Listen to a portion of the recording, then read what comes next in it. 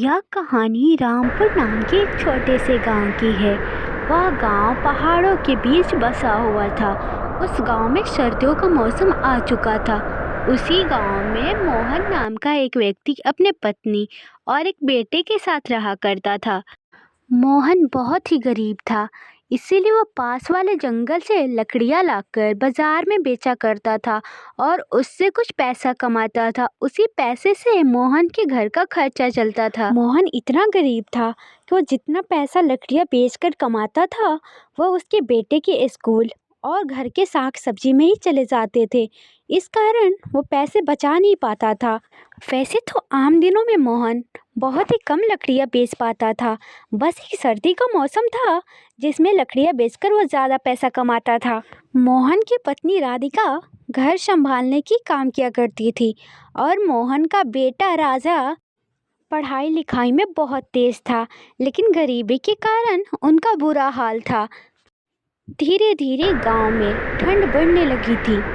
ठंड इतनी बढ़ चुकी थी कि गांव के लोग घर से बाहर निकलना छोड़ दिए थे। वैसे तो दिन में चल भी जाती थी, लेकिन रात में ठंड अपने चरम सीमा पे था। रात में इतनी ठंड बढ़ जाती थी कि गांव में कोई भी व्यक्ति बिना जलावन जलाए नहीं रह सकता था। इसी कारण पूरे गांव वाले मार्केट में मिलने वाले लकड़ियों पर ही निर्भर रहते थे और मार्केट में लकड़ियाँ जंगल से ही लाया जा सकता था। पर जंगल गांव से बहुत दूर था और जंगल से लकड़ियाँ लाना इतना आसान नहीं था। राधिका, मैं कुछ सोच रहा हूँ। जी बोलिए जी, क्या सोच रहे हैं आप? राधिका, तुम तो देख ही रही हो इस साल कितनी ठंडी आ गई है और मैं सोच रहा हूँ इस बार पैसा कमाने का अच्छा मौका है। क्यों ना मैं जंगल से लकड़ियाँ लाकर बाजार में बेचूं। इतनी ठंड है कि लकड़ियाँ हाथों हाथ बिक जाएंगी और हमें पैसे की दिक्कत भी नहीं होगी। और इस बार जो सूखी लकड़ियाँ बेचकर पैसा कमाऊंगा, सोच रहा हूँ कि अपने राजा के पढ़ाई के लिए बचा लेंगे तो हमें आगे उसकी पढ़ाई में पैसे के लिए दिक्कत नहीं होगी। क्या जी, आप कैसी बातें कर रहे हैं? इस बार तो बाकी दिनों से ज़्यादा ही ठंडी है। आप इतनी ठंडी में लकड़ियाँ लेने कैसे जाएंगे? पैसे कमाने के चक्कर में कहीं आपकी तबीयत ना खराब हो जाए। नहीं राधिका, तुम मेरी चिंता ना करो। यही अच्छा मौका है पैसे कमाने की। क्या पता फिर ऐसा मौका मिले ना मिले। तुम चिंता ना करो, मुझे कुछ नहीं होगा। ठीक है, जब आप इतना कह ही रहे हैं तो जैसा आपको सही लगे, पर अपना ख्याल रखना। और फिर अगली सुबह मोहन लकड़ियाँ लेने के लिए निकल जाता है, लेकिन रास्ते में इतनी ठंडी हवाएं चल रही थी कि मोहन परेशान हो जाता है। लेकिन वो चलता रहता है। कुछ समय बाद वो जंगल पहुंच जाता है। चलो, अब मैं जंगल पहुंच ही गया हूँ तो फटाफट जलावन के लिए लकड़ियाँ इकट्ठा कर लेता हूँ। फिर मोहन लकड़ियाँ इकट्ठा करना शुरू कर देता है। कुछ देर लकड़ियाँ इकट्ठा करते करते मोहन काफ़ी सारा लकड़ियाँ जमा कर लेता है। चलो, आज तो काफी ज्यादा लकड़ियाँ जमा हो गई। अब इसे ले जाकर फटाफट बाजार में बेच देता हूँ। फिर क्या था, मोहन जितने भी लकड़ियाँ जमा किया हुआ था वो फटाफट लेकर गांव के बाजार के लिए निकल जाता है। कुछ देर चलने के बाद मोहन गांव के बाजार में पहुंच जाता है और मोहन लकड़ियाँ बेचना शुरू कर देता है। देखते ही देखते मोहन की सारी लकड़ियाँ ख़त्म हो जाती है और मोहन को उन लकड़ियों से काफ़ी अच्छा मुनाफा भी होता है। अरे वाह, आज तो बहुत अच्छी कमाई हुई है। चलो घर चलकर राधिका को आज के मुनाफा दिखाता हूँ। फिर मोहन अपने घर पहुंच जाता है। घर पहुंचकर वो राधिका को आवाज़ देने लगता है। अरे सुनती हो राधिका, जरा यहाँ आना तुम। फिर क्या था, मोहन की आवाज़ सुनकर राधिका तो नहीं आती है, लेकिन मोहन का बेटा राजा वहाँ आ जाता है। राजा बेटा, तुम्हारी माँ कहाँ है? जरा जाओ और अपनी माँ को बुला कर लाओ। पिताजी, माँ तो रसोई में है और जलावन जला रही है। आप रुको, मैं अभी माँ को बुला कर लाता हूँ। नहीं बेटा, रहने दो। तुम्हारी माँ कोई काम कर रही है तो करने दो, वह थोड़ी देर में आ जाएगी। क्या हुआ पिताजी, आज आप बहुत खुश लग रहे हैं, कोई खास बात है क्या? अपने बेटे की बात सुनकर मोहन बोला। नहीं बेटा, आज कोई खास बात तो नहीं है, लेकिन आज मार्केट में लकड़ियां बेचकर बहुत ज्यादा मुनाफा हुआ है। क्या क्या कहा पिताजी? मतलब आप इतनी ठंड में भी बाहर गए थे लकड़ियां बेचने? आपको ठंड नहीं लगी क्या? बेटा, क्या करूं, ठंड तो बहुत लगती है, पर यही मौसम है जहां हम लकड़ियां बेचकर ज्यादा पैसे कमा सकते हैं। वरना बाकी दिनों में तो घर का राशन का पैसा निकालने में ही बहुत मुश्किल हो जाती है। और इस साल मैंने सोच लिया है, इस बार ठंड में बहुत ज़्यादा पैसा इकट्ठा कर लूँगा ताकि तुम्हारे पढ़ाई में काम आ सके। पर पिताजी, आप मेरे पढ़ाई के लिए इतनी ठंड में काम कर रहे हो, ये मुझे अच्छा नहीं लग रहा। कल से मैं भी आपके साथ चलूँगा जंगल में लकड़ियाँ काटने। नहीं बेटा, तुम मेरे साथ नहीं जाओगे। मैंने तो पढ़ाई लिखाई की नहीं है, इसीलिए मुझे यह काम करना पड़ रहा है। और मैं नहीं चाहता कि मेरी तरह तुम भी अनपढ़ रहकर यही काम करो। बेटा, तुम पढ़ो लिखो, आगे बढ़ो। यहाँ मोहन और राजा आपस में बात कर ही रहे होते हैं, तभी वहाँ राधिका आ जाती है। अरे आप आ गए, रुकिए, मैं अभी जलावन के लिए लकड़ियाँ लेकर आती हूँ। फिर राधिका जलावन के लिए किचन में लकड़ियाँ लेने चली जाती है और फिर जलावन जला देती है, कमरे में रख देती है और दोनों पति पत्नी आपस में बातें करने लगते हैं। राधिका, मैं एक बात बोलूंगा तो तुम मानोगे नहीं। आज जब मैं बाजार में लकड़ियां बेचने गया था, तो वो सारी लकड़ियां चंद मिनटों में ही बिक गया। और ऐसे ही धंधा चलता रहा, ऐसे ही ठंडी रही, तो मैं साल भर के लिए कोई बिजनेस भी कर लूंगा। बस ऐसे ही हमारा धंधा चलता रहे और लकड़ियां बिकती। हाँ, आपका कहना सही है। अभी अभी तो ठंड का मौसम शुरू ही हुआ है और अभी इतना ठंड पड़ रहा है, तो आगे कितनी ठंड पड़ने लगेगी। राधिका, मुझे ठंड से कोई फर्क नहीं पड़ता और मुझे कोई ठंड नहीं रोक सकती। मुझे बस इन 4 महीने दबाकर लकड़ियां बेचनी है और अपने राजा के पढ़ाई के पैसे का इंतजाम करना है। बस यही तो मौसम आता है जहां मैं ज्यादा लकड़ियां बेचकर ज्यादा पैसा कमा सकता हूँ। हाँ ठीक है, मगर अपनी सेहत का भी ध्यान रखा कीजिए। कहीं ठंड लग गई तो लेने के देने पड़ जाएंगे। अरे राधिका, मैंने कहा ना मुझे कुछ नहीं होगा। चलो ठीक है, मुझे फिर सुबह लकड़ियां लेने जाना है। और फिर अगली सुबह मोहन लकड़ियाँ लेने के लिए जंगल के लिए निकल जाता है।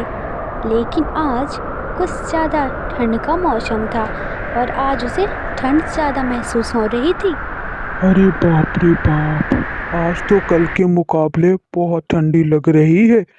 अब तो गांव से बाहर भी आ चुका हूँ, लौट कर घर भी नहीं जा सकता। ऐसा करता हूँ, आज जंगल जाकर बहुत लकड़ियाँ इकट्ठा कर लेता हूँ और कल से साथ में माचिस लेकर आया करूँगा। ठंड लगने पे कुछ लकड़ियाँ वहीं जलाकर हाथ पैर सेक लिया करूँगा। मोहन फिर से जंगल की तरफ चल देता है। मोहन जंगल पहुंचने के बाद वो फिर से लकड़ियाँ इकट्ठा करना शुरू कर देता है। कुछ देर होने के बाद वो काफ़ी सारा लकड़ियाँ इकट्ठा कर लेता है। चलो, आज काफी लकड़ियाँ इकट्ठा कर लिए। अब जल्दी जल्दी इन्हें बेचकर घर निकल जाता हूँ। आज काफी ज्यादा ठंडी लग रही है। फिर मोहन लकड़ियाँ बेचने बाजार चला जाता है। कल की तरह आज भी लकड़ियाँ जल्दी जल्दी ही बिक जाती है। फिर मोहन अपने घर के लिए निकल जाता है। कुछ दिन ऐसा ही चलता रहा। मोहन बाजार से लकड़ियाँ बेचकर काफ़ी ज़्यादा पैसा कमा रहा होता है। लेकिन कुछ दिन बाद ठंड और बढ़ जाती है। ठंड का मौसम इतना बढ़ जाता है कि लोग रात तो छोड़ो, दिन में भी बाहर निकलना छोड़ दिए थे। दिन में भी इतनी ठंड पड़ती थी कि लोगों का आना जाना मुश्किल हो गया था। मोहन एक सुबह जंगल के लिए निकलने ही वाला था, लेकिन मोहन घर से निकलने से पहले वो राधिका को बताकर जाना चाहता था। इस साल ठंड तो काफी ज्यादा बढ़ गई है। ऐसा करता हूँ, आज जंगल जाकर ढेर सारा लकड़ी इकट्ठा करके बाजार में बेच दूंगा, ताकि मुझे भी 2-3 दिनों के लिए बाहर ना निकलना पड़े। राधिका को बताकर जाता हूँ, कहीं ज्यादा लकड़ी इकट्ठा करने में देर हो गई तो राधिका परेशान ना हो। राधिका, जरा यहाँ तो आओ। मोहन की आवाज़ सुनकर राधिका वहाँ पे आ जाती है। क्या हुआ जी, आपने मुझे बुलाया क्या? हाँ राधिका, मैं लकड़ियाँ लेने जंगल जा रहा था तो सोचा तुम्हें बताते चलूं। क्या कहा जी? आप लकड़ियाँ लेने जंगल जा रहे हो, वो भी इतनी कड़कती ठंड में? ज़रा बाहर जाके देखो, लोग ठंड के मारे बाहर नहीं निकल रहे हैं और आप लकड़ियाँ लेने जंगल जाने की बात कर रहे हैं।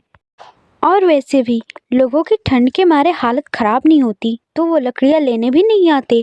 लोगों का बाहर निकलने का मन तो बिल्कुल नहीं कर रहा इतनी कड़कती ठंड में। हाँ राधिका, तुम यह बात तो सही कह रही हो। इस बात का मुझे अंदेशा है, लेकिन मैं आज जंगल से ज़्यादा लकड़ियाँ लाऊंगा और आज ज़्यादा पैसा कमाऊंगा और मुझे 2-3 दिन तक बाहर भी नहीं जाना पड़ेगा। और मैं अब ये सोच रहा हूँ, अब मैं बाजार की जगह अपने घर से ही लकड़ियाँ बेचा करूँगा। इस तरह मैं जंगल से सीधा घर आया करूँगा, बाजार में मुझे रुकना नहीं पड़ेगा। तो आज मैं ज़्यादा लकड़ियाँ लेकर आऊँगा और 2-3 दिन तक घर पे आराम से रहूँगा। हाँ जी, यह बात तो आप बिल्कुल सही कह रहे हैं। ठीक है, आप अपना ध्यान देना। हाँ राधिका, मैं लकड़ियाँ इकट्ठा करने की जगह पे थोड़ी सी लकड़ियाँ जला लेता हूँ और समय समय पे गर्माहट लेता रहता हूँ। तुम बेफिक्र रहो। फिर क्या था, मोहन जंगल के लिए निकल जाता है। इस बार मोहन लकड़ियाँ ज़्यादा इकट्ठे करने के सोच से आया था, इसी कारण वो ज़्यादा देर तक रुक जाता है। फिर क्या था, मोहन को लकड़ियाँ इकट्ठा करते करते शाम हो जाती है। शाम होता देख मोहन परेशान हो जाता है और इतनी ही ठंडी ठंडी हवाएं भी चल रही थी। अरे बाबा रे, आज तो बहुत रात हो गई। मुझे जल्द से जल्द ये सारी लकड़ियाँ लेकर घर के लिए निकलनी चाहिए। फिर क्या था, मोहन सारी लकड़ियाँ लेकर अपने घर चला जाता है। फिर मोहन जैसे तैसे अपने घर पहुंच जाता है और उसे जान में जान आती है। राधिका, हाँ लग रहा है आज मैं बीमार पड़ जाऊंगा। आज मैं काफी देर तक बाहर रह गया, मेरी तबीयत सही नहीं लग रही है राधिका। अजी, यही बात तो हम आपसे कितने दिनों से कह रहे हैं, लेकिन आप समझने वाले कहाँ। आपको तो बस पैसे कमाने की रोग चढ़ी हुई थी। लो, आ गई ना बीमारी घर पे ठंडी से। चलिए अब आप आराम कर लीजिए, मैं राजा से कहकर डॉक्टर को बुलवाती हूँ।